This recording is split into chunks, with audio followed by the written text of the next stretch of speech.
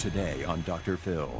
She said the boys were standing around her all in their underwear. That is incorrect. Investigators accused high school students of raping a 16-year-old girl during a house party. With 4 football players charged, The 4 boys are guilty of only poor judgment. the alleged victim speaks out. They violated my body. He says you initiated this. I don't remember initiating anything. The exclusive interview. I just want her to come out with the truth. Now, Did he force you to have sex? the powerful conclusion. Every time you turn on the news, there's another story about teenage boys accused of taking advantage of young and inebriated girls. Well, this time the story involves a star football player from North Carolina and 3 of his buddies. On a Saturday in December of 2012, these 4 boys decided to have a small party.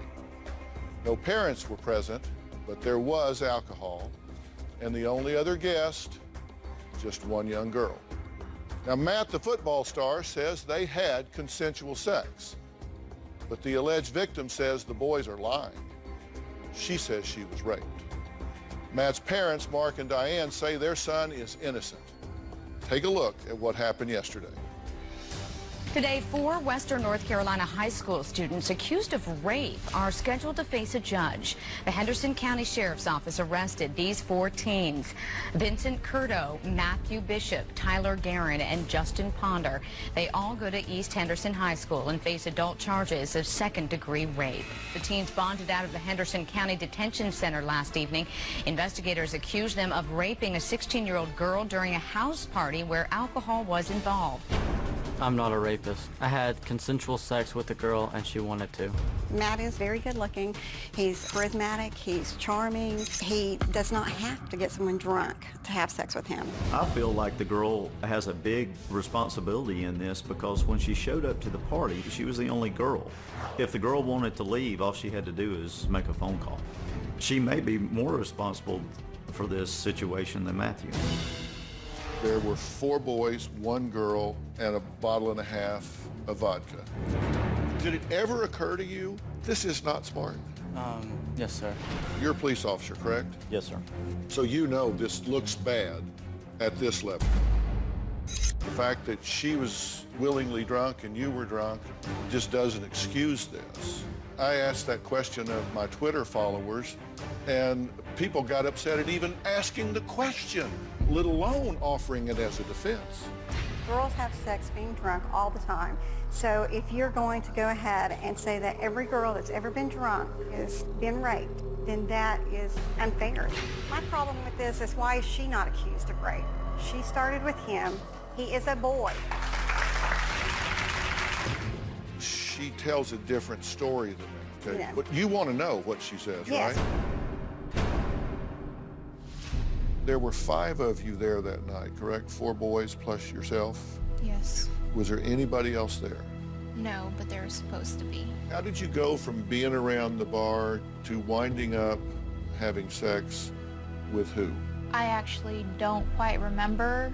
I remember going upstairs because one of them were carrying me upstairs, and they set me down on Matt's lap, and I kind of got really dizzy, and then I kind of stood up because I noticed they were unbuckling my pants and my shirt. Were you able to say stop? I don't remember. Did you ever think about calling anyone to come get you? The alleged victim says everyone in her school was mad at her for taking away their star football players. She says maybe if they hear her side of the story, they would have more compassion. We continue today with my exclusive interview. Calling anyone to come get you? Honestly, I didn't know who I would call. I was at a sheriff's house. What am I going to say? I've been drinking at a sheriff's house, and I didn't figure they would do something like that. Okay. I assumed the best out of them, considering I had hung out with them before, and especially together, they'd never done anything to me. Right. And so who was the first one that you had an encounter with that night? It was Matt. And I'm not completely sure because I just remember him getting off of me and they were all standing around him. okay, and I understand that there were things that happened that night that you didn't want to happen. Was it okay with you that that happened, that it happened with Matt? Honestly, no, because Since I you'd was had still sex mad before? at him. And it was, Tyler was letting it happen. So no, I was not okay. If I meant anything to Tyler, he wouldn't have let that happen. If it had ended then, just you and Matt, would you have complained? Honestly, probably.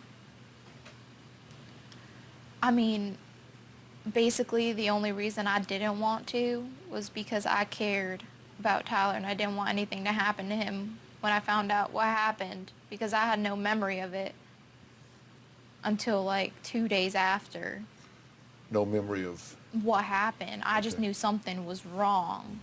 when you say you knew something happened, did you know that just mentally and emotionally, or did you know it physically?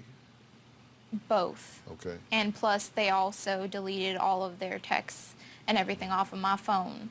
And the next day, Tyler had texted me like nothing ever happened.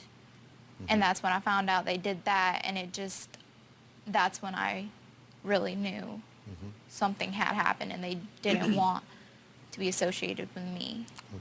When you had this encounter with Matt, did he force you to have sex, or were you willingly having sex with him? It was basically forcing because I didn't see it till he got off of me. And they were all standing up in their underwear. So you didn't know that this was happening until he was getting off of you. And for all I know, that might have not been the first time that night. I mean, it could have been one of the other people that was first. Well, you listened to the interview that I did with Matt and his parents, Yes. and he says that you initiated this, that you took him by the hand and led him to a place to do it, that you wanted to do it. Honestly, I don't remember that. I don't remember initiating anything. He said after you, the two of you were together, that you said you wanted more. Is that true or false, or do you recall? That is false as I can recall. Are you upset about what happened that night sexually, or are you upset because they didn't have anything to do with you afterwards? I'm upset because of what happened. I mean, they did try. Tyler texted me the next day. I didn't want anything to do with him. The fact that they took everything from me. I had nothing left. What did they take from you? They violated my body. I don't even know what they did. And the fact that I can't remember, that hurts the worst. Like, they could have done anything and I wouldn't know. Nobody, like, everyone basically shunned me at school because I took away their star football players, even though I tried my hardest not to. They took away all my friends. I had no one left. What do you mean you tried hard not to? When I went to the sheriff's department, I told them that I don't want to pursue anything. And they told me it was, and my dad and everyone told me it was out of my hands because it wasn't me against the boys. It was basically the state against the boys. And, but you signed a complaint. Yes. Do you remember having sex with Matt, having an interaction with Matt? And I keep calling it an interaction because if this happened the way you said, that's not sex, it's rape. During it. I don't remember during it. I remember getting up. And so you know that that happened with Matt. Yes. And do you remember it with Tyler? Yes, because he was saying rude things and he was hurting me. Physically? That is why they made up their nicknames. And what were their nicknames? Tyler was Hammer. Tyler was Hammer. Matt was Pool Stick. Pool Stick, okay. What was Wesley? I can't remember. And Vinny? I think one of them was Xbox. Xbox. Okay. Were you raped that night? I was raped. By multiple boys? Yes. And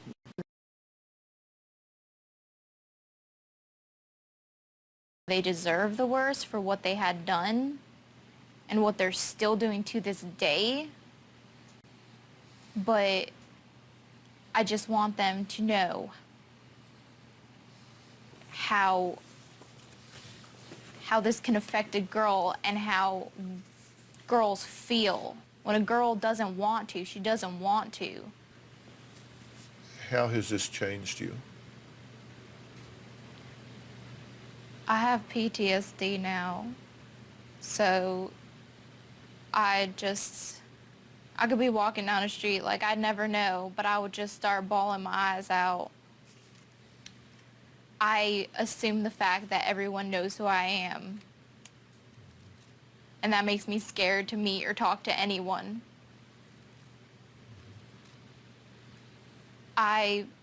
For months after that, I had wished I had died that night so that I would not have to live with the pain, and I would not have to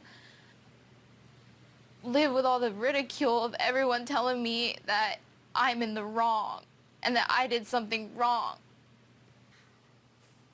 Why did you want to be here today? What did you hope to accomplish? I wanted to help other people. Well, my gosh, I think you've done that.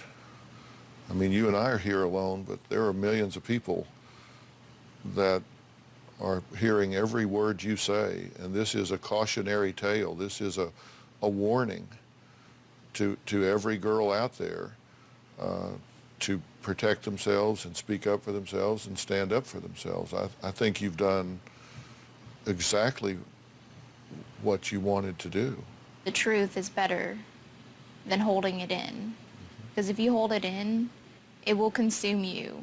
You've told your story and stood up for yourself, and you should be proud of that. I'm really sorry this whole thing has happened, and I'm sorry that you've gone through the turmoil that you've gone through, and I'm glad you came here and told your story. I really am. I'll talk to you in a bit, okay? All right, thanks. Up next, Matt and his parents react to the alleged victim's account of what happened that night.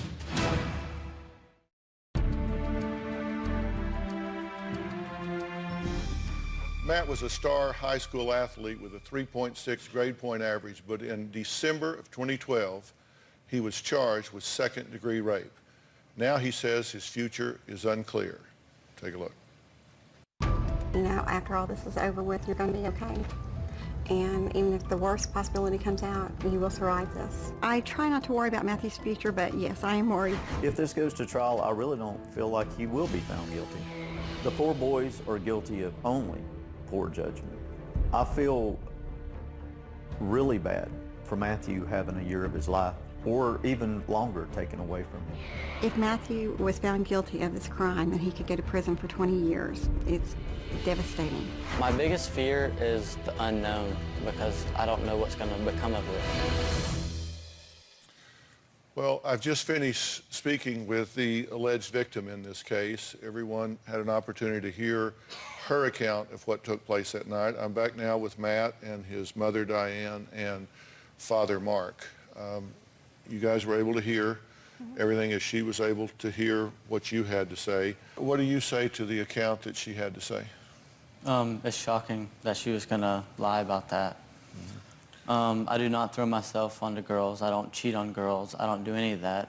What else did you hear her say that was bothersome to you? It was clear that she didn't want to go forward with it. I really do feel like she was embarrassed. And I think the boys, you know, I think if poor judgment Yes, on the boys. It is definitely poor judgment. But she has some poor judgment in that as well. During the evening, she said that you went out to have a team meeting. Did that happen, and what was that about? No, sir. I don't even know what the team meeting was about. I'm not aware of it, so Did anyone, to your knowledge, tell her that there were going to be 2 other girls there? not to my knowledge. You didn't tell her that, I didn't tell her that. and you don't know of anybody else telling her that. I wasn't the one on the phone trying to get her to come over or anything like that. That was Wesley and Tyler that was talking to her. She said at one point she came back into focus and the boys were standing around her all in their underwear. That is incorrect. I was only down there with me and her, and the rest of them were upstairs to my knowledge. So there was never a time that, All of us were down there at one time, no, sir. anything else that jumps out at you from what she said that you want people to know? Yeah, one thing is I think she was mad at Tyler. I mean, this whole thing is kind of revolving around Tyler. She was mad at Tyler, and it's like, bam. I mean, that's what I got out of that talk. She was mad at Tyler, and she had sex with Matt to get back at Tyler. And therefore, you know, then she wished Tyler would have stopped her from having sex with Matthew. But she chose to have sex with Matthew that evening. She chose to. She initiated that sex. She says she cannot remember, but she initiated that sex with my son. The superintendent took all the boys out of the school. Instead of them being innocent until they're proven guilty, we automatically put a guilty label on them.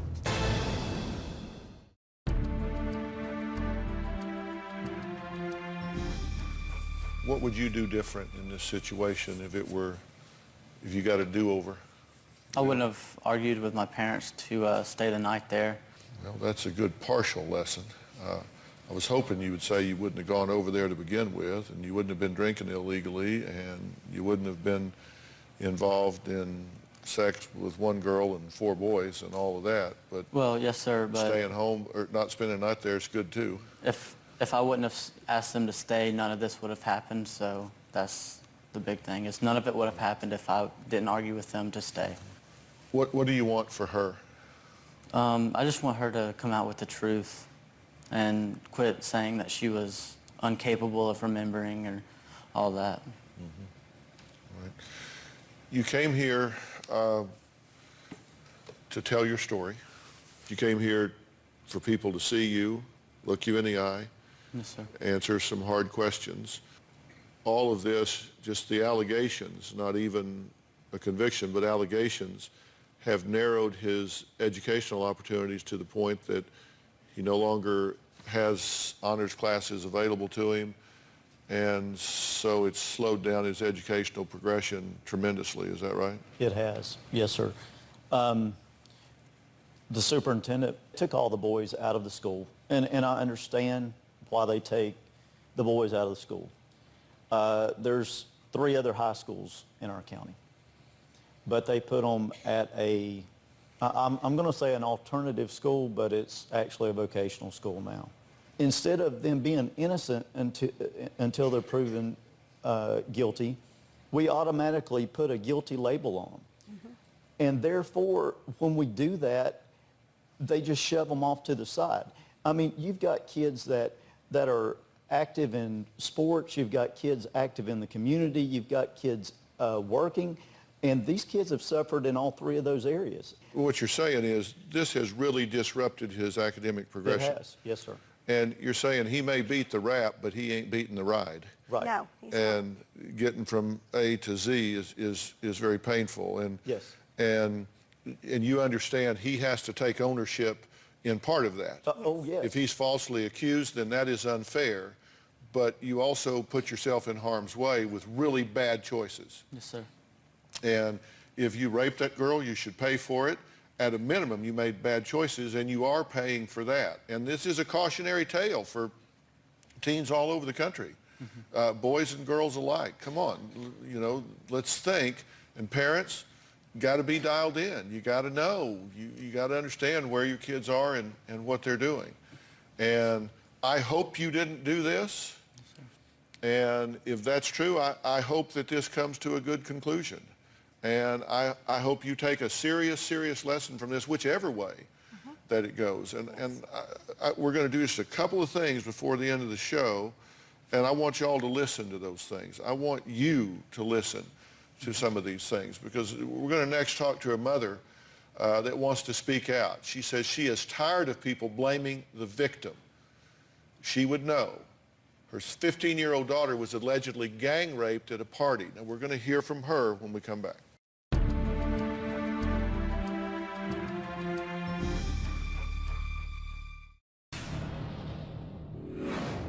17-year-old Rehtaeh Parsons died last week after trying to hang herself. The Canadian teen's family says she was raped by 4 boys in 2011 and then humiliated and bullied after a photo of the alleged incident was texted to high school classmates. Friends and family of Rehtaeh Parsons gathered for an emotional farewell to the 17-year-old. I just really wish that people stood up for her. In 2011, 15-year-old Rehtaeh Parsons attended a party, drank alcohol, and then was allegedly gang raped by 4 male classmates.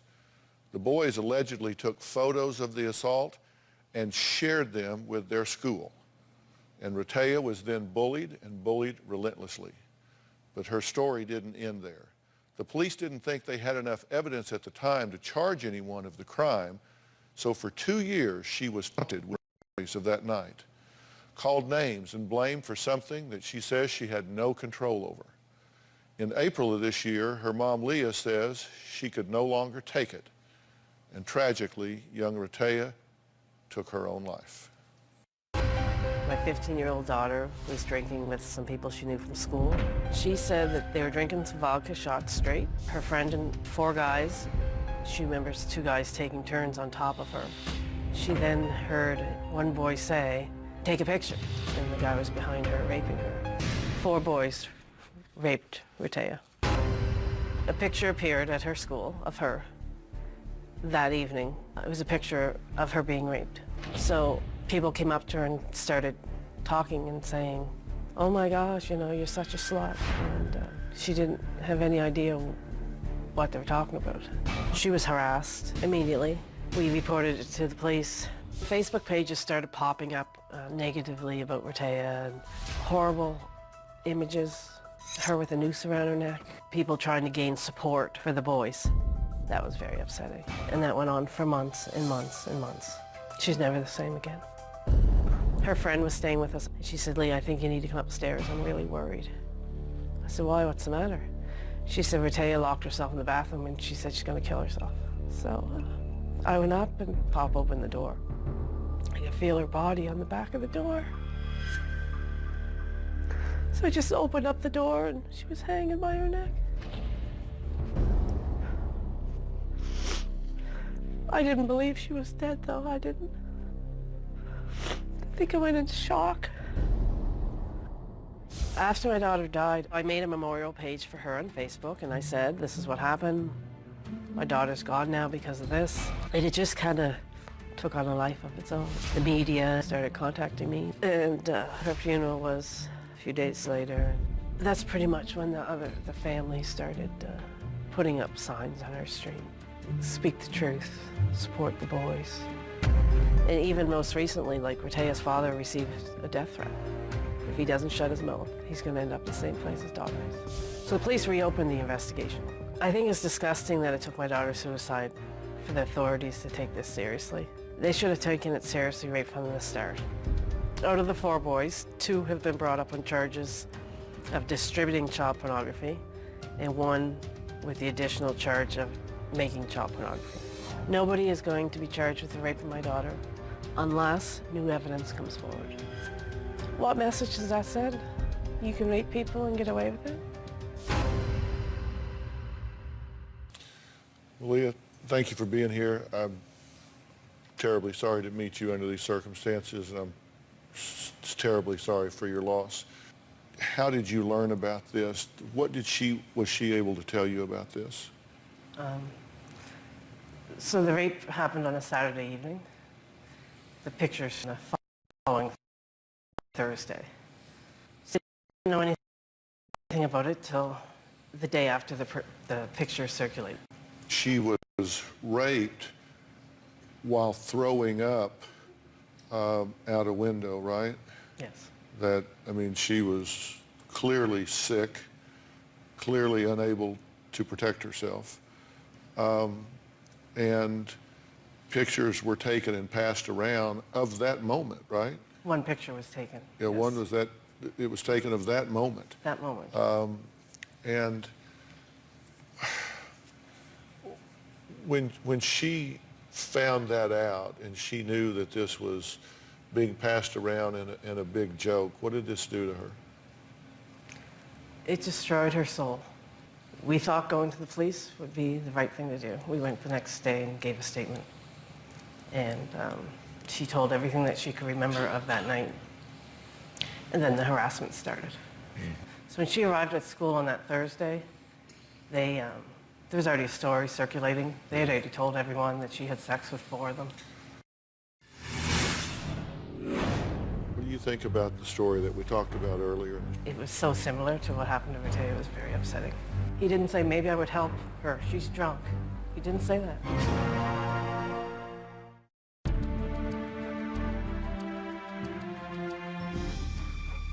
You did what anybody would try to do. You moved, you changed schools, you deleted the social media, you got her off of all that, you unplugged, essentially.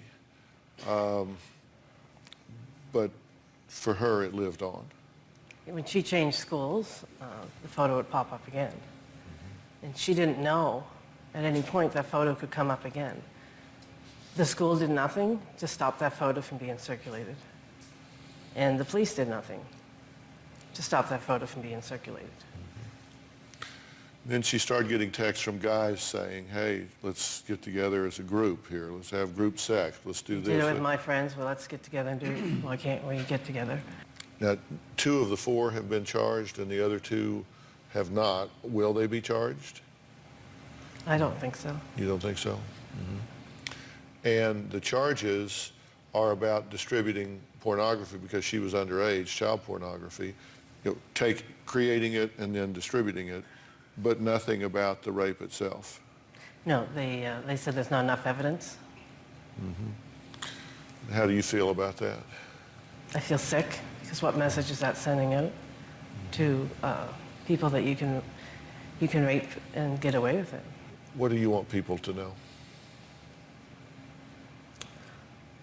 Well, number one, I had to teach my daughter about protecting herself. I had to always teach her, if you're in a room with more than 4 boys, more boys than girls, you have to leave. Don't walk in the dark. Walk with your friends. I had to try to protect her against rape since she was, 12, 13 years old. She ended up taking a chance. She did drink. Yes, she made that mistake. She was in a vulnerable position, and they chose to rape her. They should have chose to help her. Somebody should have chose to say, this is not okay. So if I have to teach my daughter to protect herself, why aren't other parents teaching their sons about consent and what consent is? And then if a girl is in that position, she's not an object to be taken advantage of and take turns on. She's a human.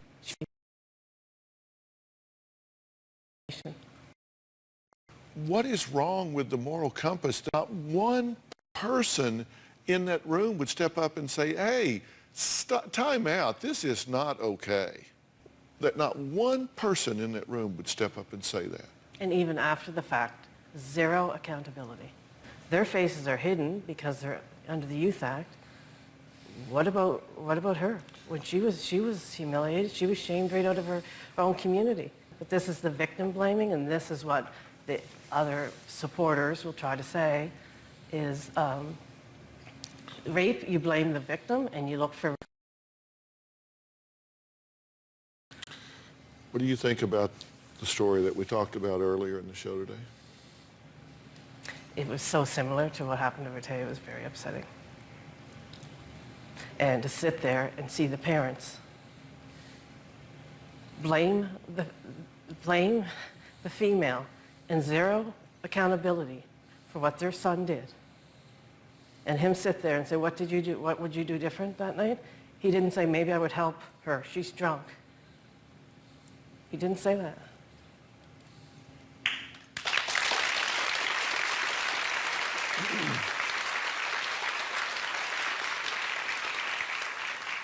Well, I think maybe a lot of kids would say it after what you've had the courage to share with us. We're going to have to take a break. We're going to add somebody to the conversation because coming up, a 17-year-old girl speaks out for the first time. We'll be right back.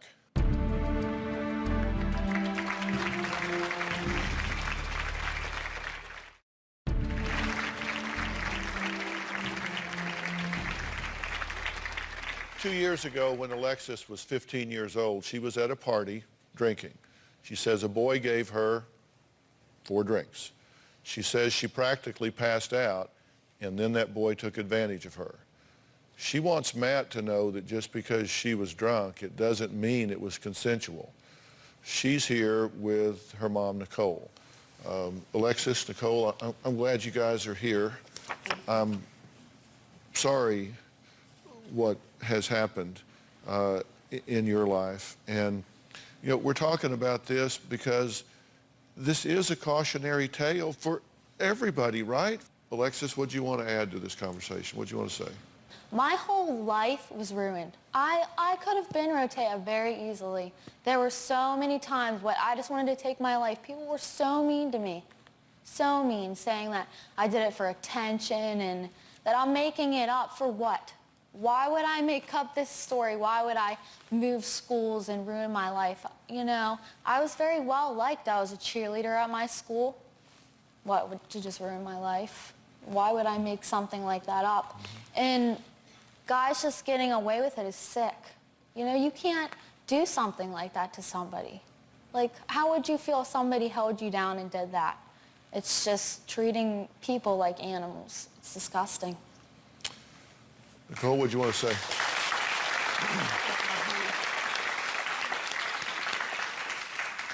First of all, I'm so sorry for what Leah has gone through.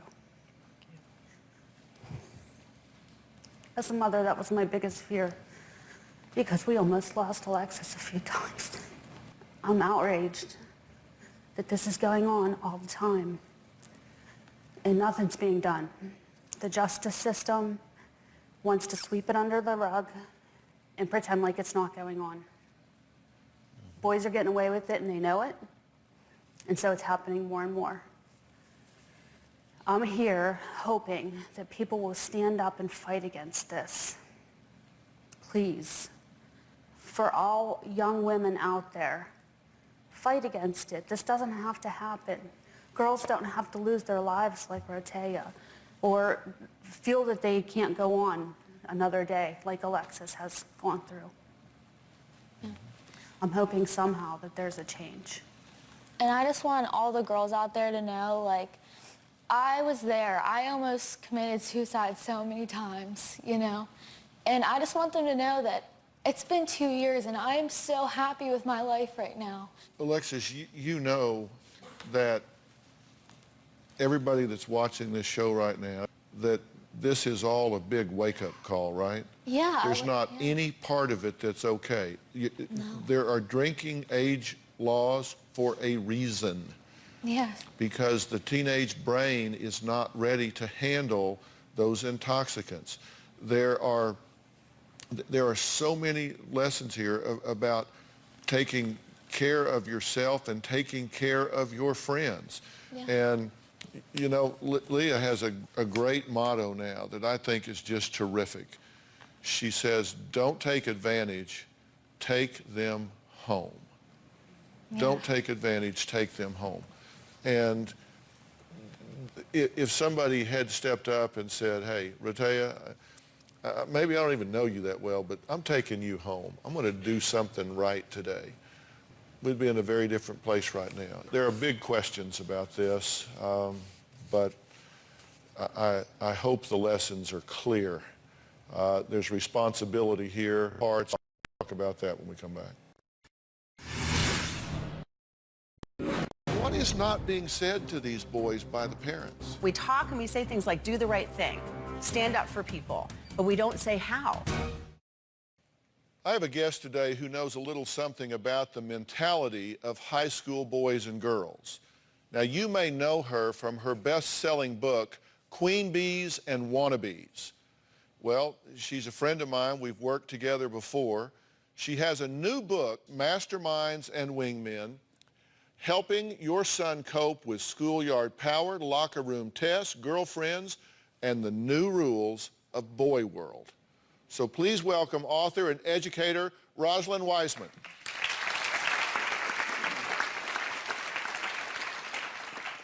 Rosalind, thanks for being here.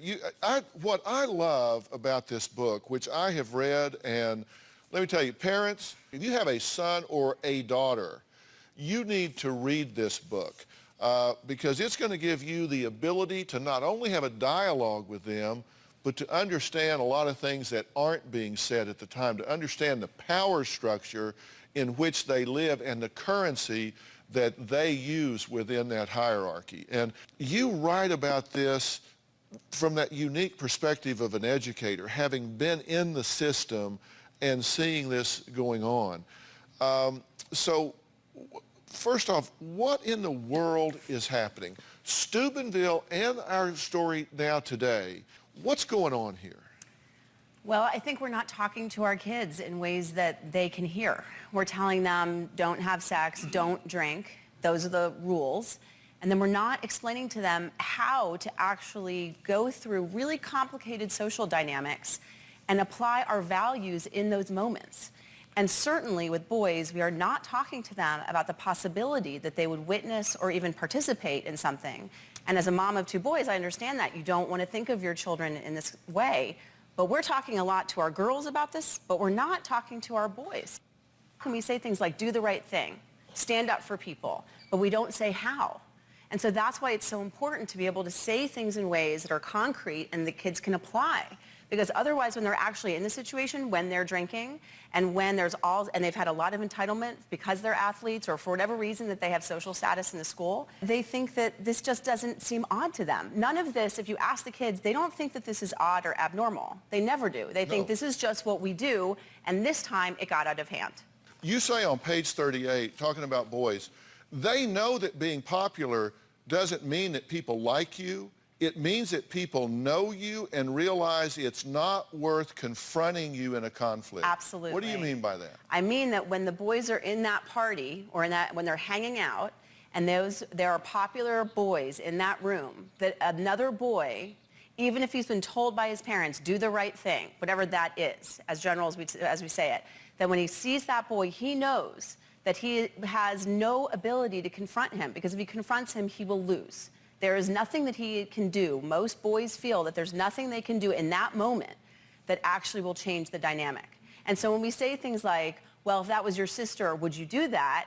For most boys, that's not what's going on. What's going on is that they have been in a relationship with a friend and someone that they know, and they don't feel that there's any point in being able to confront them. And I have to tell you, especially for boys in groups where some of those boys have power and their parents have power in a community, the boys know or believe strongly that there is no way that they can confront that power because the parents will come down and all of the power of the community will come down. There's no point in speaking out. Well, Leah's daughter, Ratea, had no one to stand up for her when she was at that party. What the hell? Honestly, I think we are not talking to kids beyond sound bites. We say, stand up for what's right, but we don't say what that looks like. And so there's a huge disconnect between what parents are saying and what kids think is realistic. Yeah. We have a lot of young men in the audience today. Raise your hand if you're a guy.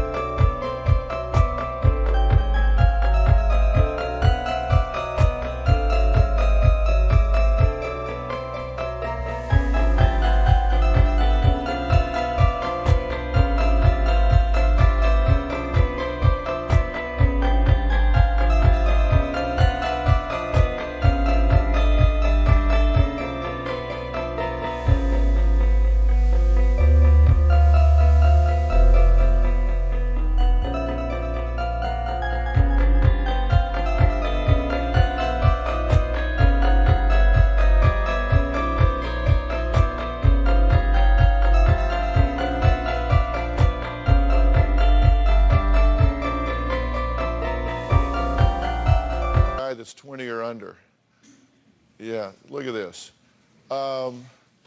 You guys are at risk. I mean, they are at risk if they don't get that when you choose the behavior, you choose the consequences that go with it. Our Twitter is blowing up on this. Pamela Swain says, Dr. Phil, parents need to be held responsible too. They can allow boys to think having underage sex is okay. Cassie Warren ST says, set clear guidelines with your boys about sex. If they don't have the right information, they make it up as they go. Listen, I want to thank all of my guests today. And by the way, the book is Masterminds and Wingmen, helping our boys cope with schoolyard power, locker room tests, girlfriends, and the new rules of boy world. And everybody in the audience is going home with a copy, okay? Thanks so much for being here.